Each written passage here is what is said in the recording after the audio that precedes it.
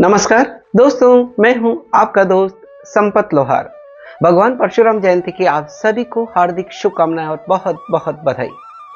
मित्रों, भगवान परशुराम यानी भगवान श्री हरि विष्णु के छठे अवतार, इनके बारे में कई कथाएं प्रचलित हैं। आज हम आपके बीच में एक बहुत ही रोचक जानकारी साझा करने वाले हैं, जो हमारी आस्था पर, जो हमारी मान्यता पर आधारित है कि आखिर क्यों भगवान परशुराम ने 21 बार, ऐसा कहा जाता है कि धरती को क्षत्रियों से मुक्त किया था। आखिर क्यों? क्या है इसके पीछे की कहानी? क्यों 21 बार उन्होंने हेय वंशीय क्षत्रियों का वध किया था? इससे संबंधित जानकारी हम आपके बीच में साझा कर रहे हैं। दोस्तों, प्राचीन समय में एक महिष्मति नगर था। उस नगर पर राज्य करते थे सहस्त्रार्जुन नामक राजा राज्य करते थे। उनके पिता थे कार्तवीर्य और माता का नाम था कौशिक। सहस्त्रार्जुन का नाम बचपन में अर्जुन था। अर्जुन यानी इसको महाभारत के अर्जुन से आप संबंधित न समझे। जो महिष्मति नगरी में जो राजा राज्य करते थे, उनका बचपन का नाम था अर्जुन। उन्होंने भगवान दत्तात्रेय की कठोर तपस्या करी और भगवान ने प्रसन्न होकर उन्हें सहस्त्र बाहु यानी 1000 भुजाओं का वरदान दिया, जिससे वो सहस्त्रार्जुन नाम पड़ गया उनका, और उनको कहने लगे सहस्त्रार्जुन।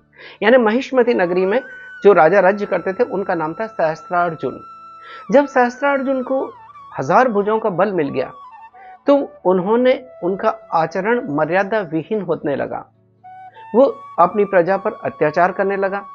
वो जो वेद हैं, पुराण हैं, उनको मिथ्या बताकर वो ब्राह्मणों, ऋषियों का अपमान करने लगा। यानी उनके दुराचार बढ़ते गए और यहां तक कि वो नशे में चूर होकर स्त्रियों का सतीत्व भंग करने लगा। इस तरह से जब उनके पापाचार बढ़ गए, एक बार की बात है कि वो सहस्त्रार्जुन जंगल में शिकार करने गए हुए थे अपनी सेना के साथ में। जब वो शिकार करने के बाद में, यानी जंगल में जब वो गए, तो वो जमदाग्नि ऋषि यानी भगवान परशुराम के पिता, जैसा हम जानते हैं भगवान परशुराम के पिता जमदाग्नि और उनकी माता थी रेणुका, उनके आश्रम में गया।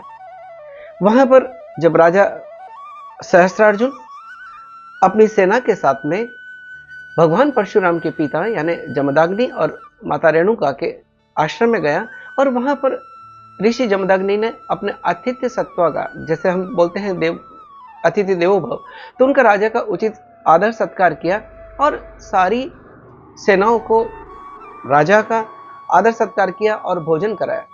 वहां पर ऋषि जमदग्नि के पास में एक गाय थी, कामधेनु गाय, जो इंद्र से उन्हें मिली थी।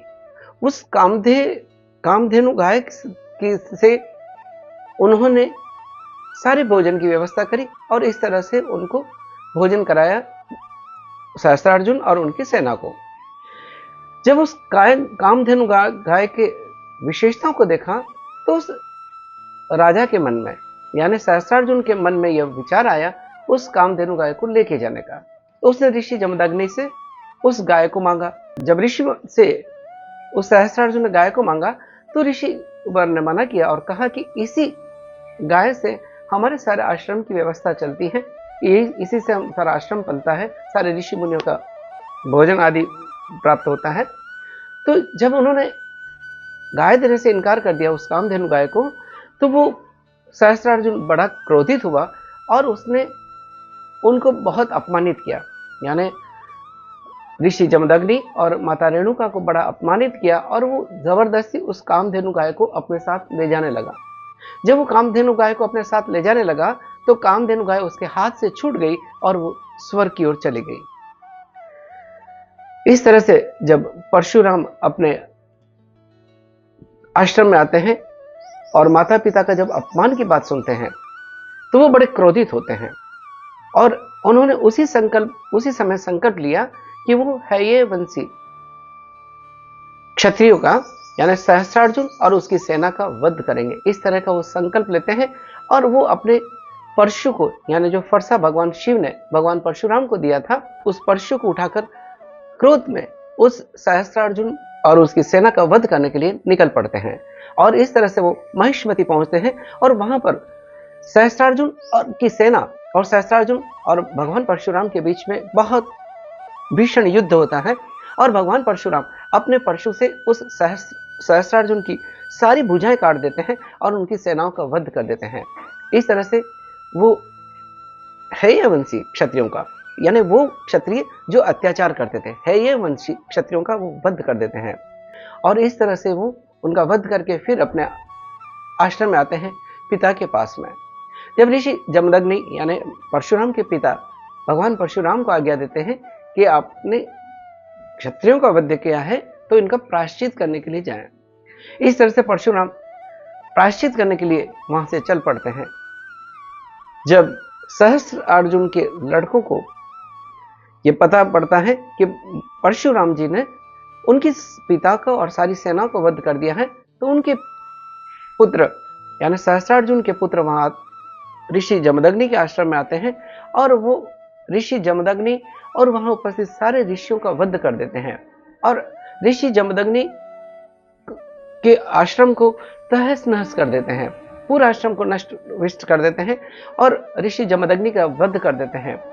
और उनका वध देकर माता रेणुका करुण विलाप करने लगती है और उस विलाप में परशुराम को पुकारने लगती है।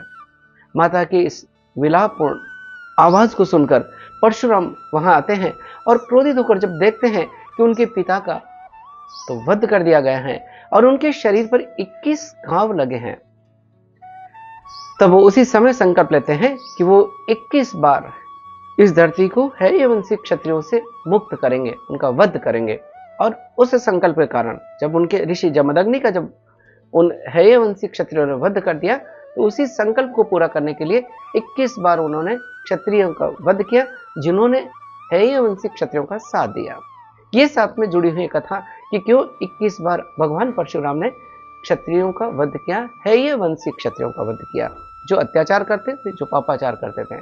दोस्तों, जानकारी आपको अगर अच्छी लगी है तो इस वीडियो को लाइक करें, शेयर करें, कमेंट करें। मित्रों, हमारा एक छोटा सा प्रयास रहता है कि जो भी हमारे धर्म संस्कृति से जुड़ी जानकारी है संकलित करके आपके बीच में साझा किया जाए। हम अपने धर्म से जुड़े, हम अपनी संस्कृति से जुड़े, उन पुरानी परंपरागत मान्यताओं से जुड़े और अपने भारत को विश्व गुरु बनाएं। अगर हमारा ये प्रयास अच्छा लगा है तो इस वीडियो को लाइक करें, शेयर करें, कमेंट करें। इसी के साथ आपके दोस्त संपत लौर को इजाजत दीजिए। जय हिंद, जय भारत। एक बार पुनः परशुराम जयंती की आप सभी को बहुत बहुत शुभकामनाएं।